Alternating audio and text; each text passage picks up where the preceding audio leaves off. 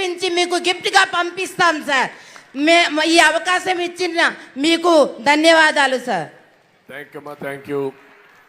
ఒక డాక్రా మహిళ సభ్యురాలు ఎంత చక్కగా మాట్లాడిందో మీరు చూశారు.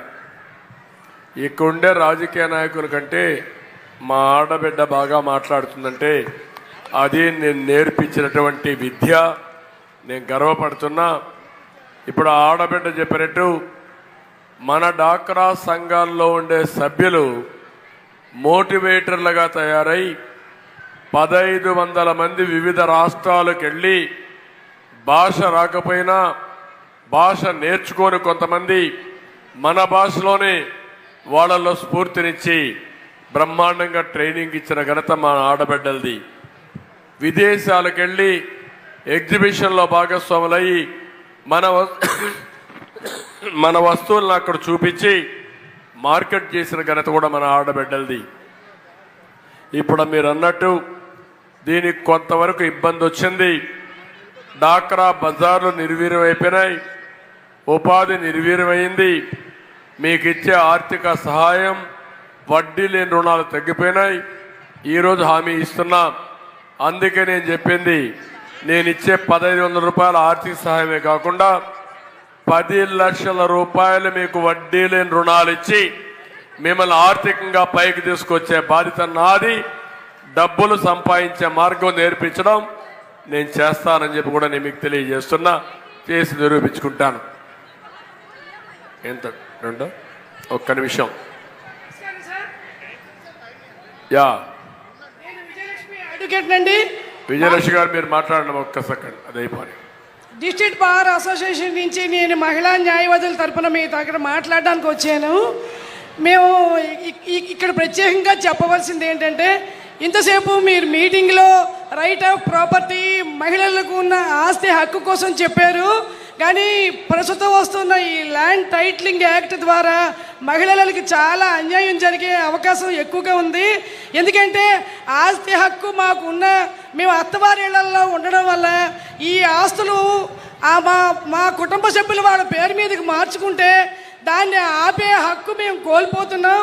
దానికి సంబంధించి చట్టాల కోసం చట్టాలైన జ్యుడిషియరీని తప్పించి రెవెన్యూ డిపార్ట్మెంట్ మీదకి ఇవన్నీ అప్పగించి మా తాలూకా హక్కులు కాలరాసి దీనికోసం మేము తిరగడానికి చాలా అవస్థలు పడవలసిన చట్టం రాబోతుంది. కాబట్టి తమరు మీటింగుల్లో ఈ చట్టం కోసం మహిళలకు అవేర్నెస్ కల్పించి మీరు రాగానే ఈ చట్టాన్ని అబాలిష్ చేయవలసిందిగా ఈ సభామూర్ఖంగా మీకు కోరుకుంటున్నాను. ఇది ఒక విషయం. ఇక్కడ లేడీ అడ్వకేట్స్ వచ్చారు. ఏపీ టైటిలింగ్ యాక్ట్ అంటే కొత్త చట్టాన్ని ఒకటి తీసుకొస్తున్నారు. ఇక్కడుండే మీరందరూ ఒకటి గుర్తుపెట్టుకోవాలి. ఇప్పుడుండే ముఖ్యమంత్రికి కొన్ని విచిత్రమైన ధోరణులు ఉన్నాయి. ఎవరూ చేయని విధంగా మీ తాత, మీ తండ్రి, మీ భర్త ఇచ్చిన ఆస్తికి ఈ దుర్మార్గుడు ఆయన ఫోటో వేసుకుంటున్నాడు. మీ పొలాలకి సర్వే చేయించి సర్వే రాళ్ళలో ఆయన ఫోటోలు వేసుకుంటున్నాడు. ఎప్పటి నుంచో రికార్డ్స్ ఉన్నాయి మనకు. పట్టాదారు పాస్బుక్ అని, 10-1 అని, అడంగలని, ఇలాంటి మన ఆస్తిని మందని నిరూపించుకోవడానికి కొన్ని చట్టాలు ఉన్నాయి, కొన్ని డాక్యుమెంటరీ ఎవిడెన్స్ ఉన్నాయి. ఇప్పుడు కొత్తగా ఈ ముఖ్యమంత్రి అవన్నీ తీసేసి ఉండే అధికార యంత్రాంగాన్ని మొత్తం తీసేసి ఆయన మనుషులు పెట్టుకొని మీ ఆస్తులన్నీ రికార్డ్ లేకుండా చేసి ఆన్లైన్లో పెట్టుకుంటాడు. ఆన్లైన్లో పెట్టుకున్న తర్వాత మీ పేరుతో ఉండే భూమి వేరే వాళ్ళ పేరుతో ట్రాన్స్ఫర్ చేసేస్తే ఇంకా దానికి సాక్ష్యాలు కూడా ఉండవు.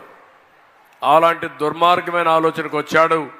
ఇది జరిగితే మన ఆస్తులకు శటగోపం పెట్టిట్టే అవుతుంది. ఈ దుర్మార్గుడి చేతుల నుంచి మనం బయటపడాలి. ఇప్పటికే మనకు అన్ని ఆధారాలున్న మన ఆస్తిని కొట్టేసి మనకు న్యాయం జరగకుండా లిటిగేషన్ పెట్టేవాళ్ళు రేపు డిపార్ట్మెంట్ని రద్దు చేసి, రెవెన్యూ లేకుండా చేసి, సివిల్ కోర్టు లేకుండా చేసి వాళ్ళ మనుషులు పెట్టి మొత్తం ఆస్తుల్ని కొట్టేసే పెద్ద ప్రయత్నం, ప్రజల్ని కంట్రోల్ చేసే ప్రయత్నం జరుగుతూ ఉంది. అందుకే నేను ఒకటే హామీ ఇస్తున్నా, మీరందరూ చర్చించండి. ఎన్నికలైన వెంటనే ఈ చట్టాన్ని రద్దు చేసి మీ ఆస్తులు కాపాడే బాధ్యత మాదని మీ అందరికి హామీ ఇస్తున్నా. లాయర్స్ కూడా 19 రోజులు బాగా ఉధృతంగా పనిచేయండి. బాగా పనిచేశారు, అభినందిస్తున్నా. ప్రజలు అర్థం చేసుకోవాలని అందరినీ కోరుకుంటూ అందరికీ నమస్కారాలు. జై హింద్. ఈ సభ బ్రహ్మాండంగా చేసిన మా ఆడబిడ్డలకి ప్రత్యేకంగా అభినందనలు, నమస్కారాలు. Thank you.